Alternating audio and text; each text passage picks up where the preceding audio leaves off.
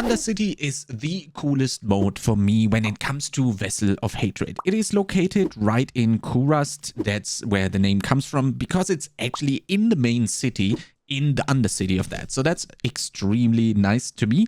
And you can enter this by doing a primary quest at the end of the story part of the expansion, basically. Just like you unlocked Infernal Hordes, for example. Spirit Brazier is going to be your main objective, explaining literally everything. You can enter these at level 15 or 20, depending on which number they are actually going to settle in at the end of the review access with the release. So you can see that you have different rewards, for example, enhanced loot. So you can already do this during leveling. You see that you have 100 seconds. So we're basically fighting against the time in this game mode, and you don't have a time penalty or a potion drop rate penalty if you go in without using any of the tributes. The tributes can be found after unlocking the Undercity, and you will actually able to tinker with the rewards by using specific tributes. As you can see right here, for example, the tribute of Titans is going to give you summoning items as a reward. So if we go and put this inside of the Spirit Brazier, you can see that now our reward is going to be summoning items, but our starting time has been decreased, and also the time bonus that we get from slaying monsters in the Undercity is going to be decreased. So it's going to be a little bit harder than before, but you can mix and match the reward to whatever you are currently lacking. For example, there is also the Tribute of Harmony, which is going to give you runes. Exactly the same thing, 75 seconds.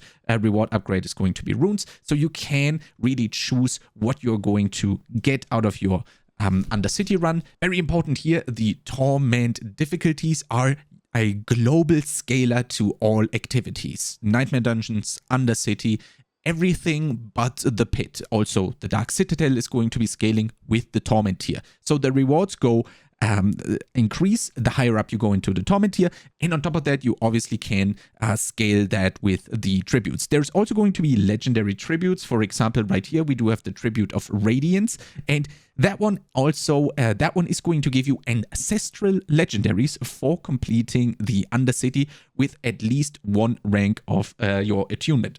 What the attunement is, I'm going to explain in a second, but as you can see, we do have 60 seconds starting time now, and the time bonus penalty is now 35%. So it's going to be that little bit harder, but the reward is obviously extremely powerful.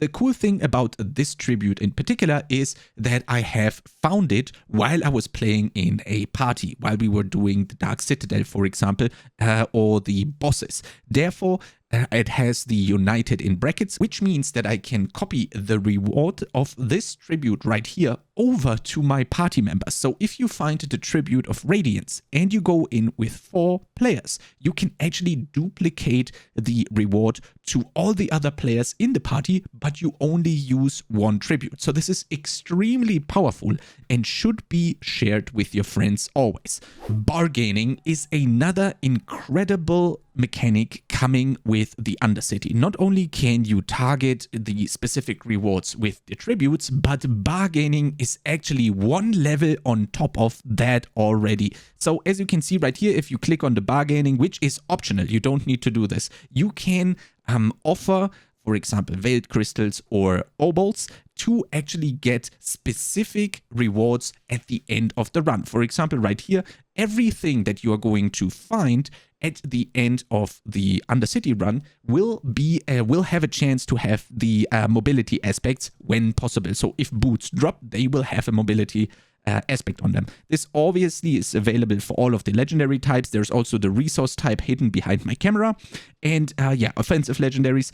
And for the obols, you can see we can get chaotic uniques, which rewards uniques for any class, which means you can now actually farm uniques on your main for your ults to make them super powerful during leveling already. I think one of the best ideas when it comes to gearing up your ults in a reliable way. Obviously, you can also have the generic uniques, stuff like Fists of Fate, for example, that are available for all of the classes.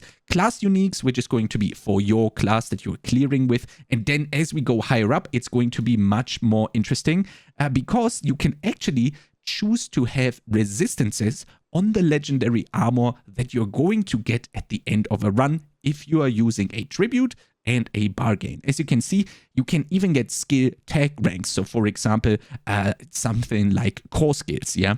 And there's also going to be skill ranks for your armor. So stuff like plus bone spear, for example, is going to be present whenever possible if you get the loot at the end of the run. But extremely interesting is it that you can actually bargain for passive ranks on your amulet now. Same goes for core stats, but let's be honest, the clear winner here is going to be a option to target farm passive ranks on your amulets, something that we have been asking for quite some time, and they have put this into the Undercity, which again is one of my most loved game modes. But now let's actually get into the Undercity itself. I'm going to use one of the Tribute of Radiance that are united. Make sure to share these with your friends. I'm currently on the review access, so it doesn't matter. And we're going to go for the passive ranks on the amulet. So we're opening the portal. I'm doing this on Torment 3. Because the character is fairly well geared, but the problem is we do not have access to Iron Chunks and Rawhide on the review access. There is currently a bug going on where we do not find enough of the Rawhides and Iron Chunks. We actually ran around with Zubo and were actually hand-picking Iron Chunks of the open world to actually get enough to play the game. Therefore, the masterwork is not good. I would say I have an average of like 6 out of 12 or so, I would say. Obviously, the Uber Uniques were absolutely no problem to farm with the boys all blasting softcore. But yeah, the masterworking is far from optimal. I do not have the correct stats critted. If you're interested in the build that I'm playing, which is amazing, there's also a build guide in the review access playlist that is linked down in the pinned comment. If you have any question, I'm live right now on Twitch when the embargo lifted. So definitely make sure to come say hi. I'm going to answer all of the questions that you have. And let's actually have a look at the Undercity. So when you're spawning in, you do see your floor number right here. This is the time that is counting down. Remember, we use the Tribute of Radiance. Therefore, we have 60 seconds instead of 100. And this is the attunement bar that you can see right here, where we are going to get more points the more things we're going to kill. As you can see right here, the minimap is already uncovered. This is basically our goal, and on the way we can see these beacons, and we can also see these little skulls with the clock right next to them. These are going to provide not only the attunement rank to fill our bar, but they're also going to increase the timer for us. So it is not only an optimization spiel that we have to play, but we also need to be fast and also kill stuff in a timely fashion. So we're going to go and click on the beacons. These are going to spawn elites, which are going to give us more attunement and more time. So our goal is to go through these very efficiently and then go to the exit. So I'm probably going to go something like this, and then go back. Let's see. As you can see right here, I'm probably going to be blasting literally everything because I am too good geared for Torment 3. As you can see right here, we got the timer already increased to 70 seconds, and there is going to be a difference between the mobs. There's going to be Afflicted that will give us time, and there's going to be a lesser Afflicted. These give us more time. Very important when you are finding one of these beacons, it is extremely important to click them before you start blasting to actually minimize the time spent killing and actually start blasting all the mobs at once. There's also going to be a portal prankster because he's going to be portaling around, kind of like trying to waste as much time as you can. But when you kill those, they are actually going to leave an additional chest at the end of the run, basically instantly upgrading the amount of stuff that you are going to receive, which then also comes in extremely handy when you are using a tribute and also a bargain. So very important, when you find a beacon, click it first before you start blasting, so the mobs spawn in and you blast everything at the exact same time, not wasting any. So right here, we're going to blast these afflicted structures. We get the elite. As you can see, we're almost Torment rank 1. There's another beacon. I'm going to go here and going to click it, spawn the mobs, blast them all down at the same time. Again, my gear is way too good for Torment 3, but I didn't want to do this on Torment 4. for time's sake. And now we have the Undercity portal. We're going to go to the second area. And very important here, when you are in this little zone, in this bubble, you are not losing time. So you can take your time, especially when you're using a very rare tribute to map out the area. So for example, this is a very easy U pattern, I would say. We're going to go and do these afflicted structures first, and then we're going to go around this side and then going to do the beacons. There's going to be a big beacon here at the end, and then we're going to go to the third level. This is probably going to put us somewhere at like 2.5 or so attunement ranks. Very important for the tribute is that we hit at least rank 1 attunement, which we are very close for, to get the reward that is part of the tribute. If you remember, we used the tribute for ancestral legendaries, so obviously we want to cash in on that. And as soon as we go past this number 1 rank of attunement, we are safe and we're actually going to get our reward. It's just important to obviously go for as high of an attunement rank as possible to maximize the rewards. If you look at the time right now, we are super safe. There is no chance we're going to fail this. Obviously, if you fail this, you can't move anymore and you get teleported outside where we started the whole Undercity run. And as you can see right here, we just got the second attunement rank. If you want to, ideally you want to pull everything together, kind of like I did there with the lesser afflicted. I targeted them so they move towards me a little bit. Here I can't really group them together, but I can gap close over there, get the beacons done. And as you can see, this is a very, not really hectic in a negative way, but actually hectic or action loaded game mode that rewards you for going fast. Obviously, builds that have very good single target damage to blast down the elites with some AoE attached to them are going to be extremely good, but you need a lot of mobility to maximize your gains. As you can see, we're very comfy at 129 seconds for this last area. And we're also almost done with the attunement. So what we're going to do is we're quickly going to just blast the last mobs until we are at attunement rank 4. And then we're going to leave for the boss. There is going to be 3 different possible bosses, which we can kill. And they are extremely interesting. They all have their own mechanics. As you can see here, we're attunement rank 1. The spirits are empowered. We got a lot of cooldown reduction, therefore. And as you can see right here, like basically nothing has a cooldown at this point because we're just blasting and staking the attunements. Now we can leave because there's no more attunement to get when we're rank 4. And now we actually get Alia, which is a very interesting boss. As you can see right here, she's spawning in. I'm not going to blast it very hard. I want to show you the mechanics, which are completely new. You can see my Rahia reinforcement giving me 90% damage reduction. Altkin is also blasting. Now we can actually wait a little bit for this first mechanic. As you can see here, I do have an aura that is basically blood around me, and therefore this enables me to go through the blood wave that she is conjuring. Sometimes the aura that you have switches, so as you can see, I now have this ghost aura. This means I'm safe from everything that is ghostly. So now I obviously want to dodge inside of the ghost pizza pattern.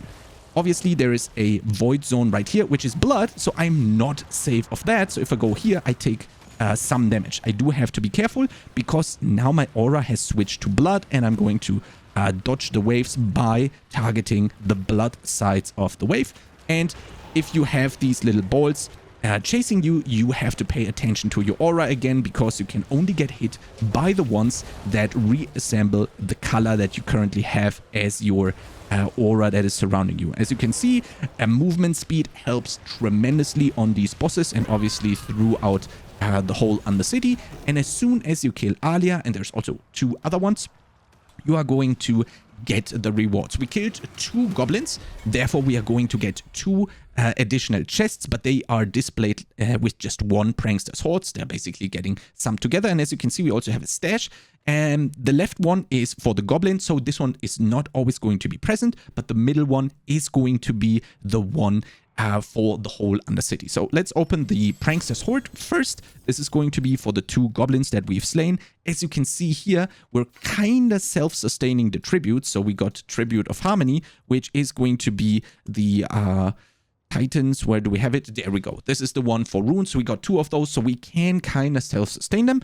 And now the Magnificent Coffer, which is going to have some rawhide. Again, the numbers are not final, and we got pretty unlucky here because we didn't get an ancestral. But if you remember correctly, we did say that we want to have passive ranks on the necklace, and there you go. There is the necklace right here. I'm very curious what this is going to be. +1 to brilliance. So there you go. You can kind of target farm the stuff, but obviously there is still some RNG involved. First, you gotta get the passive rank on the amulet that you want, and then you gotta max roll it, and then you also have to pray for it being ancestral. But it is going to make it much easier to actually get a hold of these very precious amulets that are going to skyrocket the efficiency of your gear. There's quite a lot of these tributes, and you can find them all across the world. I have found that bosses are actually quite nice. The Undercity itself is going to help quite a lot, so there is going to be a lot of mix and matching to do, and I really like the game mode. I hope for something like a leaderboard in some sorts of like timed event or so per class. That would be amazing. I really do hope this is going to be the case at some point. But for now, I'm extremely happy with Undercity and how it actually worked out. If you have any question to anything released with the embargo dropping today, right now, I am live on my Twitch and I can answer every question to Vessel of Hatred you have. It doesn't matter if it's to Undercity, is it going to be the raid, is it going to be builds, all of the videos of all the stuff that I have found on the review axis is live on my YouTube channel right now. There's going to be a review axis playlist that is also down in the pinned comment below, where you can get all of the info and all of the videos that I have produced over the time with my hands on Vessel of Hatred. Again, I'm live right now, and if you like content similar to this, make sure to subscribe to this YouTube channel or stop by the Twitch stream, and I'll see you there.